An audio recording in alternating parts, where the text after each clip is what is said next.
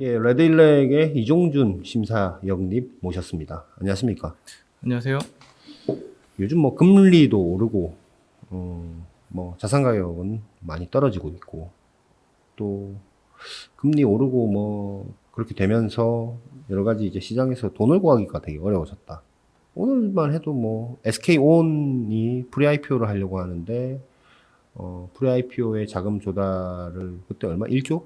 당초 계획은 음, 3조 얘기를 삼- 했었고, 근데 근데 1조로 줄었다. 2조로 줄었고, 네. 근데 그 중에 아, 1조 원을 한국투자 쪽에서 이제 컨소시엄 이뤄서 이제 담당을 하고 있죠. 했는데 거기에 뭐 주요 LP 중에 하나가 뭐 못하겠네요. 뭐 이렇게 해버려서 돈 구하기가 되게 어렵다. 굉장히 그런 사례가 많이 있을 것 같습니다. 그 지금 딜이 클로징 되지 않고 지금까지 왔다면 여러 가지 그런 악유들이 생길 것 같은데 뭐 그 내용 뒤에 일단 PI 첨단 소재 얘기입니다. 그냥 뒤에 좀 얘기를 하기로 하고요. 새 정부에서 소재 부품 장비 산업의 정책 방향에 대해서 뭔가 발표를 했어요. 예, 발표했습니다. 어떤 내용입니까? 이게 이제 이번 주 화요일에 네. 이제 제10차 소재 부품 장비 경쟁력 강화 위원회가 이제 열렸고, 네. 이게 원래 이제 경제부총리 주재로 이제 열리는 회의고, 위원장이 경제부총리, 부위원장이 이제 산업부 장관. 여기 이제 새 정부 출범한 다음에 한 5개월 만에 처음 열렸습니다. 네. 요 자리에서 새 정부, 앞서 말씀하신 새 정부 소재 부품 장비 산업 정책 방향을 확정을 했습니다. 보도가 많이 나왔어요. 핵심 전략 기술의 숫자를 대폭 늘리겠다. 라고 했는데, 예. 어떻습니까? 소부장 지원 정책이라는 게 지난 정부에서 이제 강하게 드라이브를 걸었던 이제 대표적인 정책 가운데 하나죠. 그게 뭐 일본 수출 규제 생기고 나서 다시는 뭐 지지 않겠다는 뭐 얘기를 뭐 슬로건을 꺼내면서 이런 걸 했었죠. 예, 그게 이제 2019년 7월에 일본이 수출 규제, 그러니까 3대 품목, 그게 이제 뭐 반도체랑 디스플레이 위주에 들어가는 이제 소재 수출 규제를 했고, 그거에 맞춰서 이제 대책들을 나왔죠. 당시 정부에서 나왔죠. 그렇기 때문에 이제 새 정부가 이 정책을 어떻게 이어나갈까, 이제 그게 이제 궁금했었는데, 이번 발표로 이제 확인이 됐죠.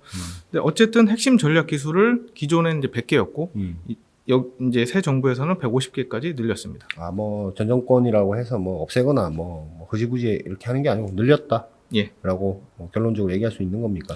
그런데 이제 정책을 보면 이게 뭐 확대하는 것처럼 100개에서 150개 뭐 늘렸으니까 네. 확대하는 것처럼 이제 보이긴 하지만 보이는 것이랑 다르게 실제로 지원을 늘렸냐? 요거는 이제 다른 얘기로 보입니다. 네. 그러니까 핵심 전략 기술 숫자를 늘리는 것하고 지원을 늘리는 건 다른 얘기라는 이제 말을 드리는 건데, 네. 보통 이런 정책 발표하면 정부에서 드라이브를 거는 정책 같은 경우에는 금액부터 발표를 합니다. 네. 총액이 얼마고 얼만큼 증액을 했고 그러니까 앞으로 몇 년간의 총액을 딱 잡아서 발표를 합니다. 숫자 안 나왔어요, 이번에? 예, 이번에는 이제 금액에 대한 숫자는 없습니다. 그러니까 핵심 전략 기술 숫자를 늘렸다는 건데, 요거 조금 더 따져봐야 되는 게, 핵심 전략 기술 같은 경우에는, 요 품목 같은 경우에는 으뜸 기업을 선정하는데 씁니다. 네. 그러니까 중요한 거는 으뜸 기업 선정인 건데, 으뜸 기업 선정하는 이제 숫자를 늘리겠다는 얘기가 담기진 않았습니다. 으뜸 기업에 선정이 되면은 이제 요것도 지난 정부 정책에서 이제 확정이 된 거였는데, 기업당 5년간 연간 50억 원, 최대 250억 원까지 R&D 자금을 지원하게 돼 있습니다. 으뜸 기업에 선정이 되면. 네. 그래서 만약에 이제 소부장에 대한 지원이 확대되는 정책이었다라고 하면, 으뜸 기업 선정수를 늘리거나 아니면 선정된 으뜸 기업에 대한 지원 금액을 늘리거나 할 텐데, 그거는 없고 핵심 전략 기술 품목을 늘리는 요 내용만 있습니다. 뭐 큰 슬로건 먼저 얘기해 놓고 나중에 세부안에서 또 발표하는 경우도 꽤 있으니까요. 뭐 지금 예를 들어서 지금 말씀하신 내용 숫자가 없다 뿐이지 뭐 조삼모사처럼 뭐랄까요, 기업당 1억씩 줬는데 뭐 7,500만 원으로 깎으면 뭐 돈은 동일한 거 아닙니까? 네? 예를 들어 예. 예를 들어 뭐 돈을 줄이고 기업 수를 늘리면 동일한 금액에서 그럼 이제 약간 전시 행정처럼 보일 수도 있는데 아직 금액 얘기 안 한 거니까 그건 좀 또 후속 작업 발표가 있지 않을까요? 뭐 있을 수도 있죠. 네. 있겠죠 뭐. 예. 네. 뭐 한번 보면은 더 알 수 있겠고. 으뜸 기업 선정 지금까지 된 데는 얼마 됩니까? 2021년 1월에 처음 22곳이 선정이 됐고 올해 1월에 21곳이 선정이 됐습니다. 그러니까 지금까지 총 43곳이 선정이 됐고 그럼 그 43곳에는 50억씩 주는 거예요? 1년에? 일단은 이제 최대 금액이 1년간 최대니까. 최대 지원 금액이 1년간 50억 그리고 5년 동안 250억 원 이렇게 되는 건데 네. 여기 기존 계획상으로도 내후년까지 100곳을 선정하기로 돼 있었습니다. 네. 그러니까 이제 43곳 선정했으니까 내년 내후년 해서 이제 100곳이 어느 정도 되겠죠. 근데 새 정부 정책에서 요 내용은 없는 걸로 봐서는 아마도 기존 계획을 그대로 유지할 것 같고 네. 그렇기 때문에 최소한 확대는 좀 그러니까 으뜸 기업 수를 늘리거나 하는 것으로 보이지는 않습니다. 좀 헷갈려서요. 핵심 전략 기술을 100개에서 150개로 늘리기로 했는데 기존에 그 100개라는 그 핵심 전략 기술 안에서 그런 기술을 다루는 기업들 중에 으뜸 기술 회사, 으뜸 기업 선정해서 돈으로 지원해줬다라는 건데 지금 그걸 뭐 금액을 얼마 늘릴지 뭐 구체적인 게 안 나왔다라는 걸 비판하시는 거죠? 의문. 그러니까 이제 의문. 언론에서는 이제 딱 제목을 우리가 잡아서 그냥 100개에서 150개만 150개 이렇게 하면 뭐 엄청 확대하는 걸로 보이는데 실상은 그렇지 않다. 최소한 확대로 볼 어떤 시그널은 없다라는 게 제 생각인고요. 추후에 나올 수도 있으니까 일단 그거는 저희가 한번 좀 예. 보고 말씀하시는 걸로 하고 으뜸 기업 선정된 곳 중에 우리가 아는 기업들도 많지 않습니까? 많잖아요. 예, 많습니다. 네. 그러니까 상장사도 많이 있고요. 네. 그리고 반도체, 2차전지, 디스플레이, 소부장 기업이 대부분입니다. 그러니까 이제 요거는 이제 저희가 지금 라이브가 아니고 별도 영상으로 나갈 때 영상 자료로 같이 좀 보이게 하겠고 그리고 또 막상 보면은 분야의 요 균형을 맞추기 위해서 꼭 안 맞는 기업도 좀 들어가 있습니다. 뭐 아까 말씀드렸던 핵심 기술에 따라서 이제 으뜸 기업을 선정하는데 분야에 안 맞게 좀 그런 데가 있었고요. 예.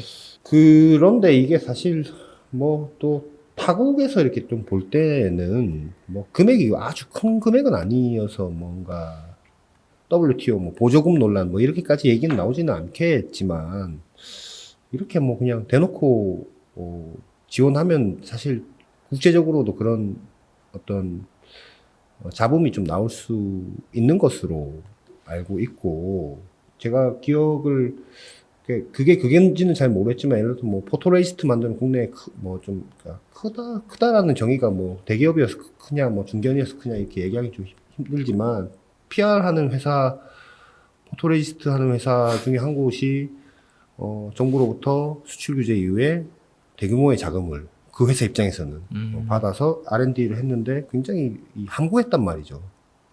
왜? 그 약간 그런 문제가 있을 수 있기 때문에 함구했는데 그거랑 이 으뜸 기업 선정과 맥이 닿는 건지는 잘 모르겠지만 돈을 이렇게 퍼줘서 잘 될까 싶기도 하고 주는 것만으로 잘 될까 싶기도 하고 하여튼 뭐 그렇네요. 뭐 해당되는 기업들은 이게 웬 기회냐고 다 달라들 수도 있는 거 아닙니까? 그렇습니다. 네. 예. 근데 제가 이제 앞서 말씀드렸다시피 반도체, 2차전지, 디스플레이 이쪽에 생태계에 있는 소부장 기업들이 많이 선정됐다고 했는데 그러니까 저는 뭐 이쪽 전자산업이 좀 친숙한 사람인데 저 같은 사람 입장에서는 이번 새 정부 정책 가운데 좀 우려되는 부분도 좀 있거든요. 뭡니까? 그게 이제 앞서서 요 핵심 전략 기술에서 이 분야가 하나가 늘었는데 요게 이제 바이오입니다. 그 바이오라는 분야가 늘었고 바이오에 관련된 핵심 기술이 뭐 여러 개가 이제 있는 거죠. 그러니까 바이오 산업에 속한 기업들도 이 으뜸 기업에 선정이 될 수가 있는 거죠. 결론적으로. 그러니까 뭐 50개 늘어났는데 새로 늘어난 거에 바이오 기업들이 대다수 들어가면 실질적으로 소부장에 그렇게 늘어나는 건 아닐 수도 있다. 그러니까 전자산업에 속하는 소부장. 바이오는 제가 사실 뭐 익숙하지도 않고요. 그렇다고 제가 뭐 바이오 산업에 대한 지원을 하지 말자는 건 아닌데. 근데 왜 소부장 지원이냐 뭐 이런 식의 얘기가 나올 수 있다라는 거잖아요. 그렇죠. 실상은 바이오가 많이 늘어났는데. 만약에 이제 바이오가 많이 선정이 되면 그렇고요. 그리고 그동안 이제 으뜸 기업에 선정된 곳들하고 톤이나 좀 결이 바이오는 조금 다르지 않을까. 그렇기 벤처 때문에 펀드 쪽도 보면 바이오 쪽은 지금 뭐 모태나 이런 게 많이 줄어든다는 얘기도 있던데. 예, 최근 흐름이 그렇습니다. 근데 거기는 줄이고 여기는 좀 늘리는 것도 모양새는 좀 이상하긴 하네요. 만약 그렇다면. 그러니까 바이오 산업에 대한 지원 정책은 소부장 쪽이 아니라 다른 곳에서 규정하는 게 맞지 않을까. 그러니까 요게 그리고 이제 요거 같은 게 바이오를 추가한 거는 새 정부의 정책인 거고 요거 이제 성과 나려면 내년 같은 경우에 으뜸 기업 아마 선정을 할 텐데 거기에 바이오 기업이 선정 포함이 될 수밖에 없고 그러면 으뜸 기업 총수가 으뜸 기업 선정에 대한 그 모수가 100개에서 더 늘어나지 않는 이상에는 이런 이제 지원받는 으뜸 기업 TO에서 전자산업계에서는 좀 줄어드는 결과가 나오지 않을까 뭐 싶습니다. 핵심 전략 기술 100개가 이꼬르 으뜸 기술 기업 선정 100개였는데, 그죠? 그 항목마다 이제 선정되는 건 아닌데 네. 그게 쭉 나열을 해놓고 여기에 해당되는 이제 기업들을 으뜸 기업으로 이제 여태까지는 선정을 해온 거죠. 참 복잡하네요, 그것도. 그러니까 정확하게 들어가서 딱 들여다보고 있어야 정말로 그게 소부장 쪽에 50개 항목을 늘려서 중요하게 생각하고 있는 것인지, 말하자면 말씀하신 대로 뭐 금액은 발표가 안 됐으니까 아직은 알 수는 없지만 뭐 나오고 나서 보니까 뭐 늘지도 않았네 이렇게 될 수도 있고, 뭐 실제로 늘었네 라고 얘기할 수도 있지만 소부장이 아니라 바이오 쪽이 들어오면 좀 약간 의미가 퇴색되는 거 아닌가, 뭐 그런 지적하신 거 맞죠? 맞습니다. PI 첨단 소재 관련된 얘기를 좀 해볼게요. 예. 어떤 얘기 하시겠습니까?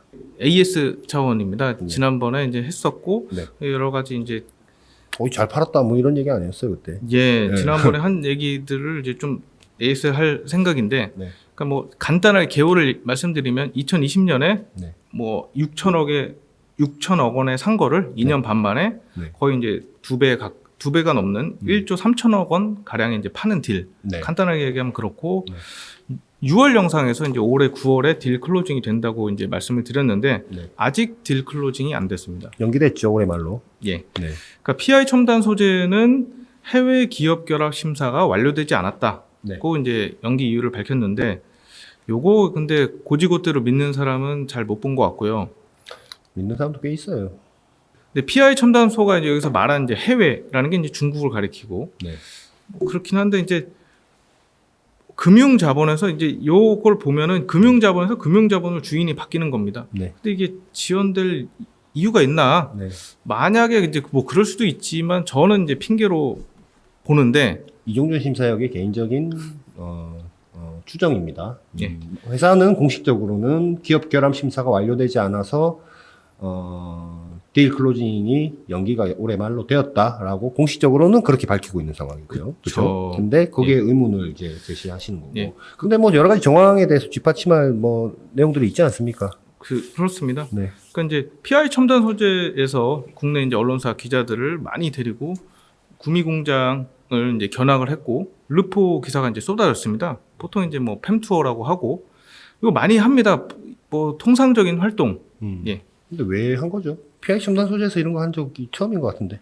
그렇죠. 네. 그러니까 PI 첨단 소재가 그동안은 언론 플랜들리하지는 않았죠. 네. 그리고 르포 기사가 네. 엠바고 시기를 언제로 잡았냐면 지명 기사 기준으로는 9월 30일. 그러니까 9월 30일자로 이 르포 기사가 쫙 이제 나가게 되죠 한꺼번에. 보통 엠바고를 뭐 보통 정부 뭐 얘기할 때나 이렇게 엠바고 거는데 요즘 기업들도 엠바고를 걸어요. 그렇게. 예. 네. 뭐 많이들 걸고 있고. 말 잘 듣죠. 그래도 어쨌든 맞춰서 잘 내죠.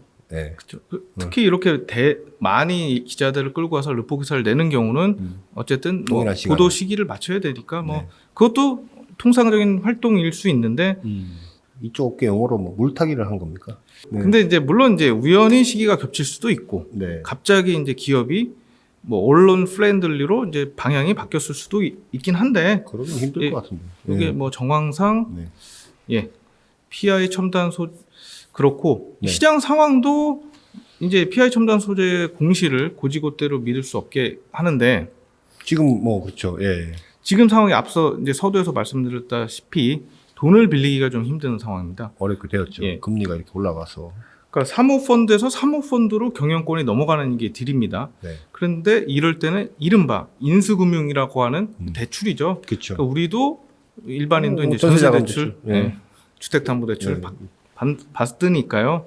최근에 금리가 엄청 오르면서 사실 돈 빌리기가 쉽지 않아진 것도 있어요. 그게 뭐 약간 그 투자할 때는 지금 금리 정도면 그냥 넣어놔도 괜찮을 것 같지 않나 뭐 이런 것부터 해서 일단 금리가 올라서 이자가 높아지는 부분도 있는데 지금 여러 곳에서 곡소리가 나고 있죠. 네. 그러니까 팔려고 하는 쪽이 이제 사모펀드, 글래너드 P. 네. 여기가 처음에 여기도 이제 PI 첨단 소재 그 당시에는 이름이 이건 아니었지만 네. 어쨌든 당시에도 처음에 2,400억 원을 빌려가지고 6천억 원 가량을 마련해서 네. 이제 PI 첨단 소재를 인수를 했었는데 네. 그러니까 사모펀드라고 했는데 어떻게 돈을 빌릴 수 있냐라고 하겠지만 간단하게 말씀드리면 보통 사모펀드가 직접 지분을 사는 게 아니라 네. 페이퍼 컴퍼니 하나 만들고 거기다가 사모펀드가 이제 돈을 태우고 네. 그러면 그 페이퍼 컴퍼니가 인수 예정인 페이퍼 컴퍼니로 이제 지분을 사게 되는 거죠. 이제 그러면 인수 예정인 주식을 담보로 이제 대출을 받는 구조. 당연히 인수를 하기로 한 베어링입니까? 베어링 PA도 인수금융이 필요한 거죠. 예, 1조 필요합니다. 뭐 3천억 원이 뭐 그냥 갖고 있는 돈 있으면 주면 되겠지만 적지 않은 그쵸. 돈이니까요. 예, 네. 뭐 사모펀드에서 사모펀드 딜 같은 경우 당연히 인수금융 쓰는데 네. 그러니까 예를 들어서 이제 현재 세입자가 전세 대출을 이제 끼고 살고 있다고 해서 네. 다음 세입자가 전세 대출 안 받을 이유는 없고 음. 근데 전 세입자가 전세 대출 받을 때는 너도 나도 대출해주겠다. 뭐 그런 환경인데 이제 지금은 아닌 거죠. 그래서 이런 딜에 익숙한 분들은 딜 연기 이유가 결국에는 인수금융 조달에 문제가 있는 거 아니겠느냐 하는 돈 구하기가 얘기를 어려운 거. 예, 다. 많이 하고 있습니다. 아니 근데 지금 지난번에 우리가 그때 뭐 잠깐 언급을 했지만 그때 기준 당시로 우리가 계약을 한 거 아닙니까? 그 시총 기준으로 뭐 여러 가지 거기에 이제 프리미엄도 없고 뭐 했을 텐데 지금 뭐 그때의 어떤 시총과 지금의 시총 차이가 많이 나지 않습니까? 그 당시에도 꽤 났었는데 지금도 역시나 아, 그때도 많이 났어요. 예. 그러니까 체결하고 난 다음부터 주가가 계속 갑자기 떨어져서요. 네. 예. 지금 상황 말씀드리면 네. 지금 상황 같은 경우는 이제 지분 절반을 이제 사는 딜인 건데 네. 이게 시가총액보다 금액상으로 낮습니다. 그렇죠. 그러니까 이제 시가총액이 1조 원 간당간당하게 지금 되고 있는데 현재 시가총액이 예. 근데 거래 대상인 지분 54%를 1조 3천억 원. 그러니까 이제 정확히는 1조 2,750억 원입니다. 네. 예. 그러니까 시가총액보다 거래 금액 반절 정도 반보다 조금 더 많이 사는 건데 시가총액 전체보다도 더 많은 값을 치러야 되는 거죠. 2배 이상 가격이다. 현재로서는. 뭐 경영권 프리미엄 논외로 치더라도. 예. 그렇죠? 그러니까 사는 쪽에서는 고민이 되겠다. 돈도 빌려야 되는데 그냥 또 가격도 지금 어쨌든 그때 얘기하던 것보다 훨씬 많이 이제 값도 시가가 떨어져 있는 거고.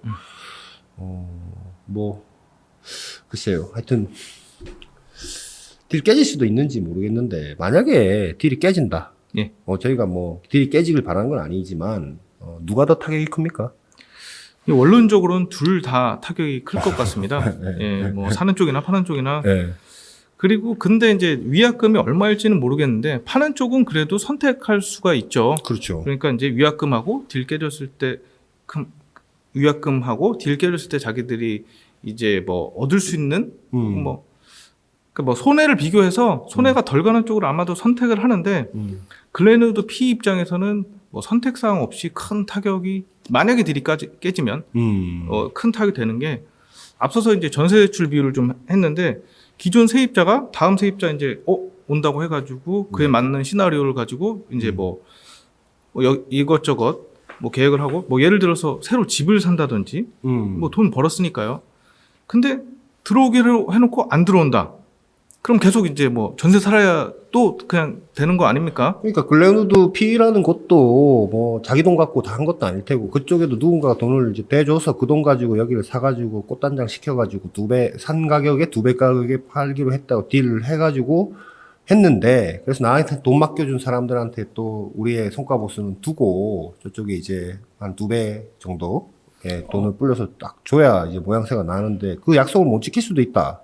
못 지킬 수도 그렇게 있다. 만약에 되면은 그게 아주 큰 타격, 아주 잘 말씀을 해주셨는데, 칭찬 고맙습니다. 네. 그러니까 이게 아까 앞서서 이제 2배라고 했는데 이게 인수금융을 빼면 그 글렌우드 P 같은 경우 전주들한테 2년 반 만에 아마 3배 수준으로 수익금을 아마 이제 돌아갈 것으로 미리 다 이제 통지를 했겠죠. 우리가 이런 딜이 있고 계약을 했으니 아마 뭐 언제쯤은 다 돈이 나갈 거다. 네. 그러면 LP도 그에 맞게 돈이 이제 들어오는구나 해서 그에 맞게 움직일 거고 그랬을 텐데 여기서 딜이 만약 깨진다. 그러면 이제 글렌우드 P가 LP들한테 할 말이 저기 없지 있는 뭐. 타격이 네. 아주 크고 그러면 그 신뢰가 예. 사실 좀 가장 큰 무기인데 그렇죠. 그게 한번 제일 깨지면 중요하니까. 예. 짤막하게 하나만 더 얘기하겠습니다. 그 일진 머티리얼스 딜도 있잖아요. 예. 지금 어떻게 진행되고 있죠? 여기 좀 유사하니까 좀 비교가 되는데 여기는 이제 대금이 한 2조 원대. 네. 지난번에 이제 말씀드릴 때는 계약 체결 전이었습니다. 네. 근데 이달 초에 네. 롯데그룹 측하고 2조 7천억 원의 계약을 이제 맺었죠. 음. 시장 상황 놓고 보면은 금액 뭐 잘 받았다고 볼 수 지금 있습니다. 같은 시기에 예. 여기는 딜 클로징이 언제죠? 여기 내년 2월 딜 클로징이고 어... 이 딜은 깨질 가능성은 꽤 낮습니다. 왜 왜냐하면 그렇습니까? 네. 이게 이제 5대 그룹 국내 5대 그룹 총수의 의지가 강하게 반영됐기 때문인데 롯데에. 그렇죠. 예. 롯데 신동빈 회장이 2차 전지에서 이제 사업을 확장하려고 그건 꽤 널리 알려진 얘기고 네. 하고 있는데 애초에도 사업하고 있었습니다. 뭐 예를 들어서 알루미늄 박이라든지 네. 근데 이제 일진 머티리얼즈가 만드는 건 동박. 그러니까 2차 전지 둘 다 집 전체로 쓰는 거죠. 네.